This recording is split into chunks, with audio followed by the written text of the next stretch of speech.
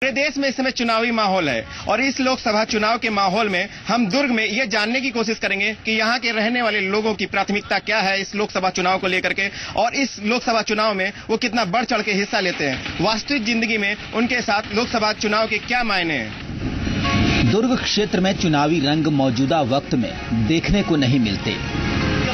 यही वजह है कि आम आदमी को सिर्फ और सिर्फ अपनी रोजी रोटी की चिंता है। चिंता और भी है जो मूलभूत सुविधाओं से जुड़ी है।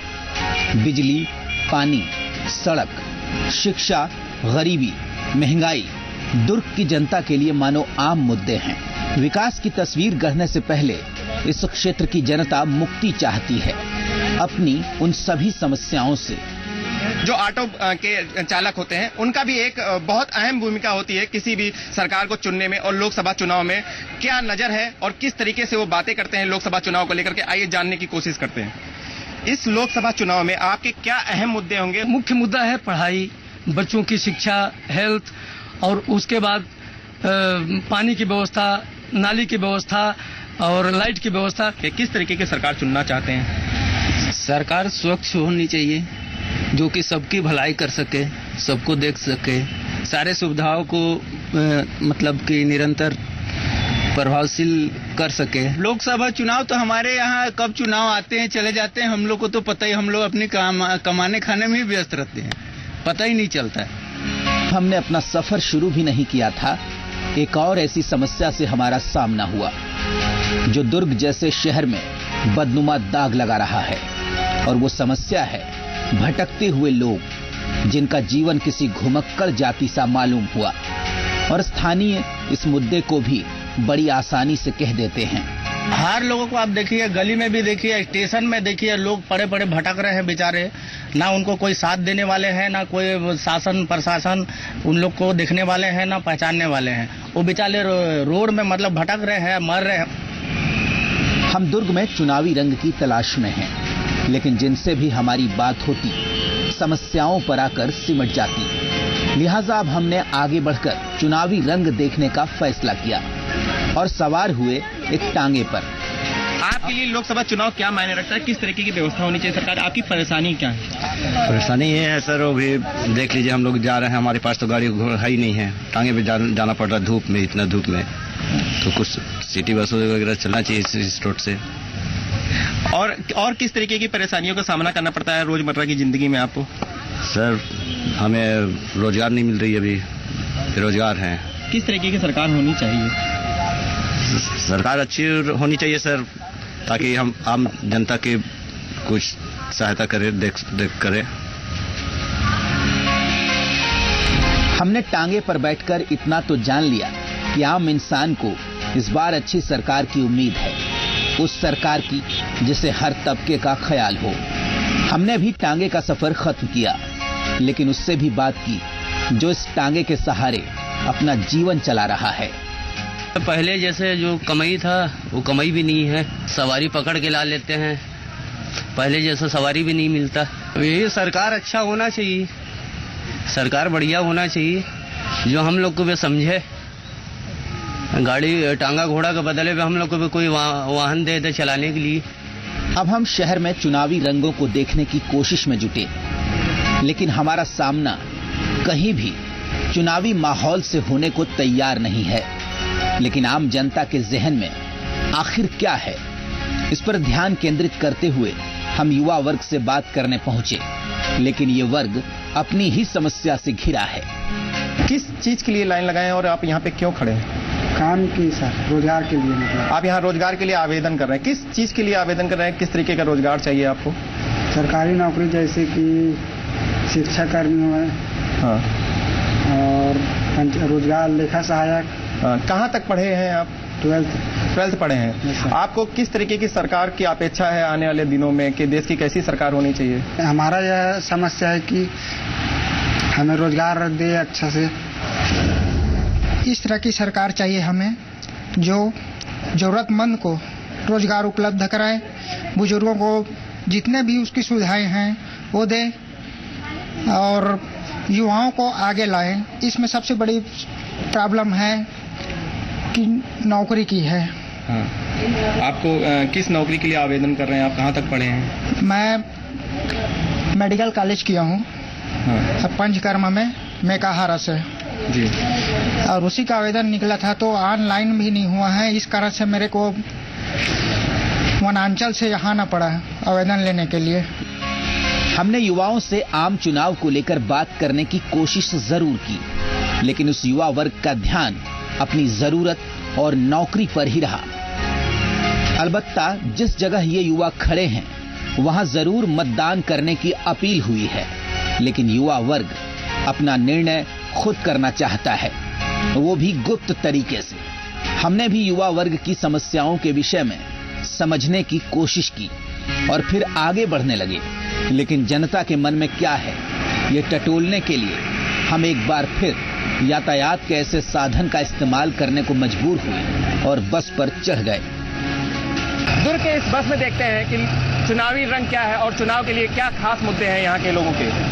यहाँ जानने की कोशिश करते हैं कि किस तरीके के मुद्दे होंगे आपकी बात इस लोकसभा चुनाव के लिए, यहाँ के लोगों की क्या परेशानियां हैं और किस तरीके के मुद्दे प्राथमिकता रहेंगी, किस तरीके की सरकार चुनना चाहते हैं, क्या परेशानियां हैं इनके जीवन में। देखा जाए तो भ्रष्टाचार हावी लग रहा है, इसके हिसाब से भ्रष्टाचार मुक्त होना चाहिए सरकार।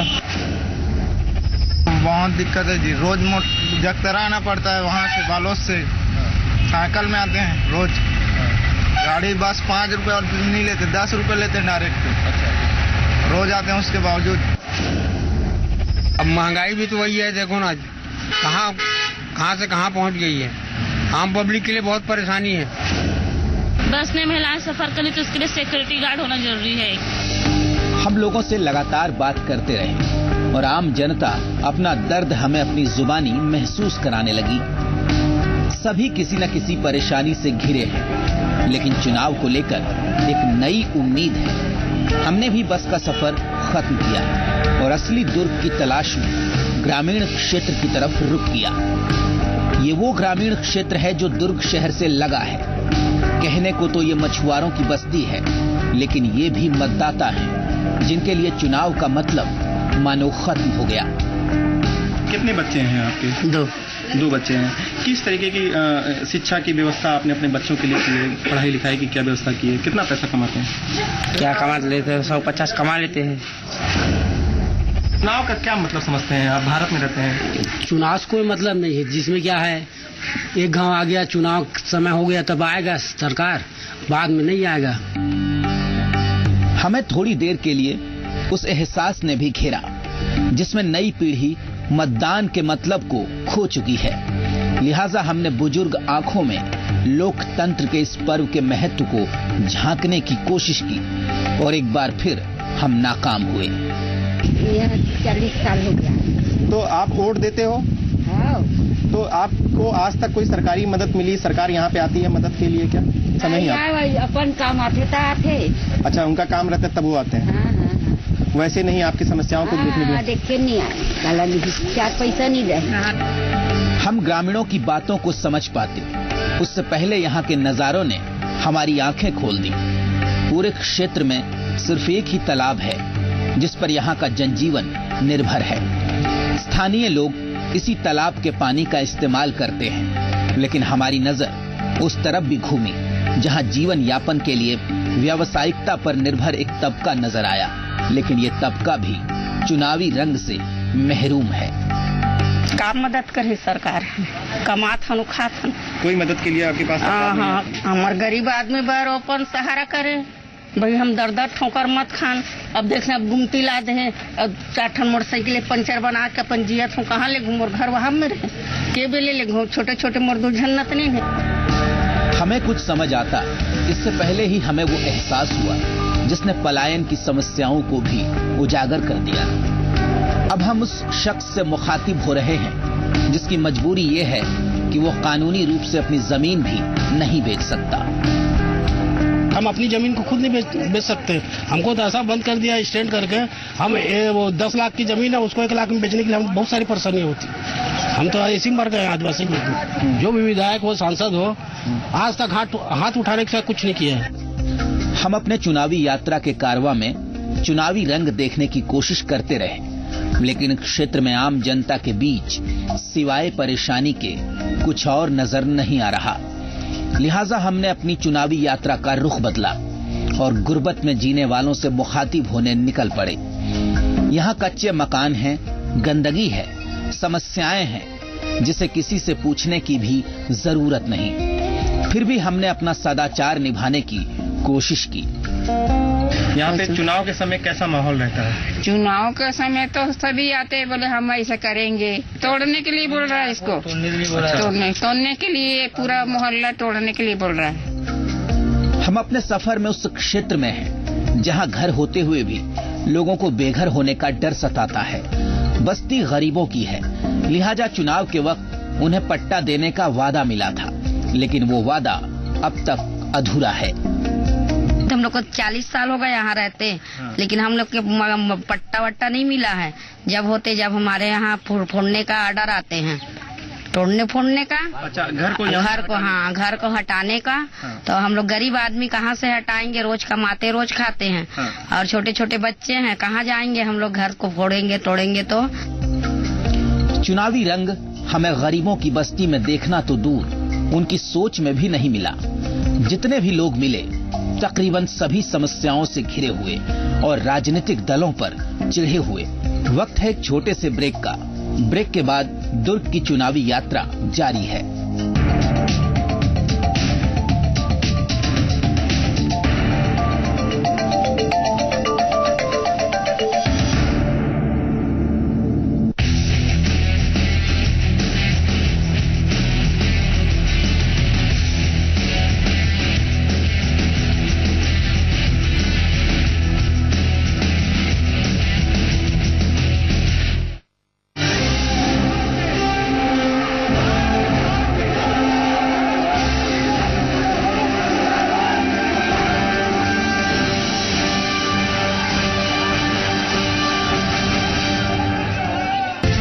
बाय देश के अन्नदाता की शक्ति पंप्स, प्रायोजक पैरागॉन ऑफिस चप्पल, पैसा वसूल और V-Guard stabilisers, India largest selling voltage stabilisers.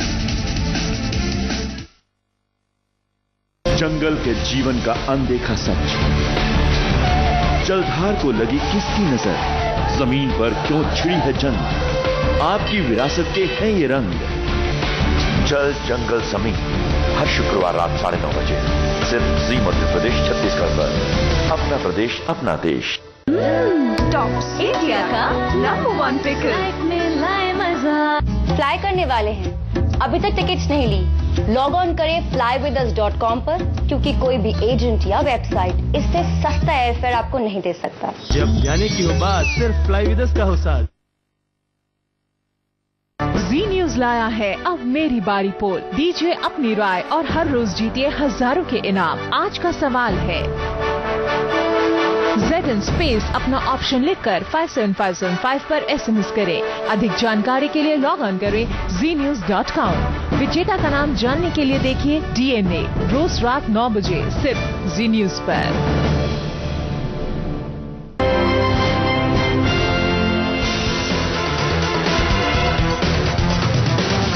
Chhattisgarh की राजधानी रायपुर से 40 किलोमीटर दूर हावड़ा मुंबई रेल लाइन पर बसे भिलाई शहर में है दुनिया के सबसे बड़े स्टील प्लांट्स में एक भिलाई स्टील प्लांट।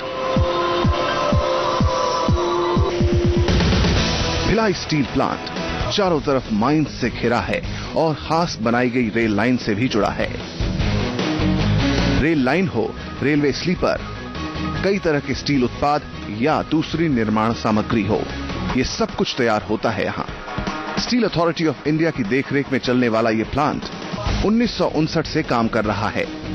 इस इलाके में इतना बड़ा स्टील प्लांट लगाने का मकसद ही था कि इससे इलाके के लोगों को रोजगार मिल सके। 96 गांवों को खरीद कर बना ये प्लांट और ये शहर इस उम्मीद पर पूरी तरह से खरा उतरा है, क्योंकि इस प्लांट में करीब 55,000 स्थायी कर्मचारी काम कर रहे हैं।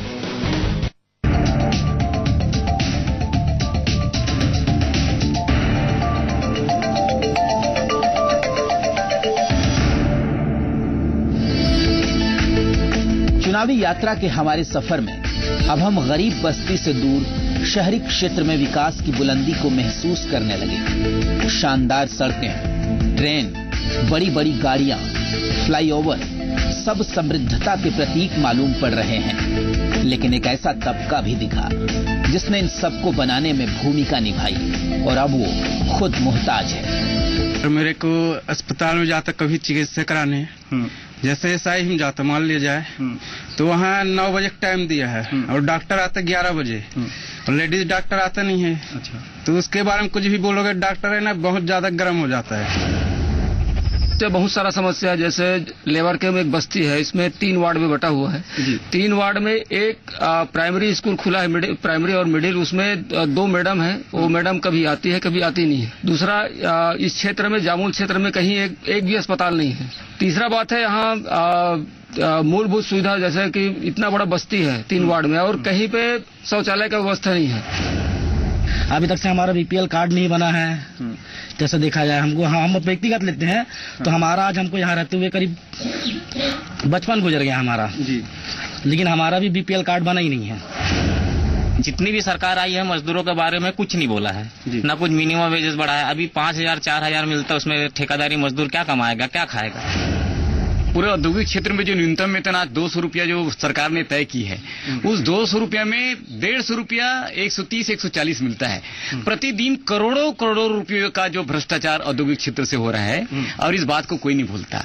दूसरा ये है कि औद्योगिक क्षेत्र में किसी भी कंपनी में ESI नहीं है, PF नहीं है। अगर कोई कंपनी में PF कटता है तो PF का रसीद भी नहीं मिलता। अच्छा। और औद्योगिक मजदूर आए दिन उनका हाथ कटते रहता है, मौत जैसी घटना आम बात होती रहेगी। इन मजदूरों की उम्मीदों में जैसी दरारें हैं, वैसी ही इनके घरों की हालत है। ये मजदूर विनम्रता में जितने झुके हुए हैं, उतनी ही झुकी हुई इनके घर की छत।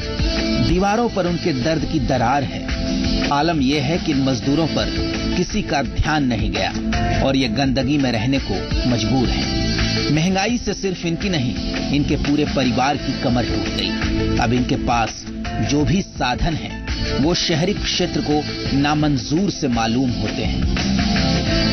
ये देखिए, आप अभी भी यहाँ पे अंगीठी पे खाना बनता है और यहाँ पे इतना कोयला डाल करके इस मिट्टी के बर्तन में इस पे खाना बनाने की कोशिश की जा रही है। आप अभी भी अंगीठी पे खाना बनाती हैं, ऐसा क्यों? आपके गैस चूल्हे का क्या? गैस नहीं ले सकते भैया, गरीब आदमी कहाँ ले पाओ। क्यों, गैस बहुत महंगी पड़ती है? महंगी पड़ती है। अच्छा, सरकार की तरफ से और कोई सुविधाएं आपको मिलती हैं क्या? नहीं, कोई सुविधाएं यहाँ सरकार की नहीं आती? नहीं। ये है दुर्ग जैसे विकसित क्षेत्र में स्लम आबादी की जिंदगी। आम तबका महंगाई की मार से जूझ रहा है। समस्याएं इतनी हैं कि किसी के पास खाने को है तो रहना मुश्किल, और अगर रहना आसान है तो खाएं क्या। चुनावी रंग का खुमार भी हमारे दिमाग से उतरने लगा है और हम अपने दिमाग में चुनावी गफलत के साथ एक चाय की गुमटी पर जमे, जहां युवाओं से चर्चा हुई। चुनाव तो 5 साल में एक ही बार होता है। 5 साल में एक बार होने के कारण से बीच में कभी उन लोग दिखाई नहीं देते, फिर इसके बारे में तो हम बोल भी नहीं सकते कि लोग क्या कर रहे हैं क्या नहीं कर रहे हैं। मेरे हिसाब से तो बेरोजगारी इतनी बढ़ गई है कि उसको कंट्रोल करना बहुत मुश्किल हो गया है। सरकार रोजगार के माध्यम सबके लिए लाए और हमारी शिक्षा अच्छी हो, हमारा देश विकसित हो। युवाओं की परेशानी हमारे समझ में आ रही थी और जो तस्वीर हमारे सामने उभर रही थी वो थी सिर्फ परेशान जनता। सबकी अपनी अपनी परेशानी है और सबके अपने अपने मुद्दे हैं। ज्यादातर लोग महंगाई की मार से घायल हैं। महंगाई के जमाना है, बच्चे स्कूल में पढ़ते हैं, यहाँ तक पानी भरने भी जाते ना सरकारी नल लगे हैं, वहाँ भी नहीं मिलता। सब्जी का कारोबार इन दिनों महंगाई की मार झेल रहा है और इसकी सजा भुगत रही है आम जनता। चुनावी यात्रा में हमें इस बार के चुनाव के लिए हमारी समझ थोड़ी छोटी मालूम हो रही है, लिहाजा हमने दुर्ग से दूर जाकर गांव का जायजा लेने का फैसला लिया और हम निकल पड़े। इस वक्त हम जहां पहुंचे हैं वो है दुर्ग लोकसभा का मोतीपुर गांव। अब हमारे गांव से बहुत से बच्चे 3 में हॉस्पिटल नहीं है, तबियत खराब होना तो जाना 2 किलोमीटर हो। अच्छा। और डॉक्टर की कोई व्यवस्था नहीं है। हमारे गांव में बहुत सी समस्या है। छोटे छोटे बच्चे लोग बहुत दूर दूर जाते हैं पढ़ने के लिए। गांव में ठीक से स्कूल नहीं है और गांव में आंगनबाड़ी है, उसको पढ़ाने के लिए लेते हैं लेकिन छोड़ देते हैं बच्चे लोग सड़क में, कभी गाड़ी के पास आ जाता है। ये गांव देश के दूसरे गांवों की तरह है, जहां लोगों की चौपाल है, लोग इकट्ठे हैं लेकिन चुनावी शोर नहीं। हमने चुनावी रंग की तलाश में दूसरे गांव का रुख किया और हम पहुंच गए जाम गांव, लेकिन मन खींचने लगा। यहाँ भी चुनावी माहौल नहीं है। जी नहीं, चुनाव का यहाँ कोई रंग नहीं दिख रहा है। मात्र जनता को एक सिर्फ दिखावा हो रहा है बस। वोट मांगने आते हैं, उसके बाद जीत जाने के बाद तो आते ही नहीं है। ऐसे ही हालात छुछुआ गांव में है। चुनावी शोर बिल्कुल भी नहीं। अलबत्ता आम आदमी नेताओं पर गुस्सा कर रहे हैं। चुनाव माहौल यहाँ एकदम शांत है। जनता के लिए यहाँ कुछ काम नहीं है। जरूरत बहुत है लेकिन रोजगार गारंटी में कोई काम नहीं चल रहा है, इसलिए जनता नाराज है यहाँ का। यहाँ तो स्वास्थ्य केंद्र है लेकिन वहाँ कर्मचारी नहीं है। लेकिन इस शांति के मायने राजनीतिक दल के नेताओं के लिए कुछ और थे। वे इस शांति को चुनावी तूफान के पहले की शांति बताने में जुटे हैं। अभी नामांकन हुई है सब पार्टियों की। नामांकन के बाद, नाम वापसी के बाद दिखेगा जो। सभी की बात सुनने और समझने के बाद हमें एहसास हुआ कि दुर्ग क्षेत्र में तकरीबन सभी की एक ही राय है। चुनाव के वक्त ही नेताओं को जनता की याद आती है, लेकिन ये याद चुनाव के बाद फीकी पड़ जाती है। हर वर्ग परेशान है अपनी समस्याओं को लेकर, फिर भी दुर्ग रोशन है, अंधेरे में भी। आम जनता का आम चुनाव छत्तीसगढ़ में दुर्ग लोकसभा चुनाव में एक अहम सीट माना जाता है।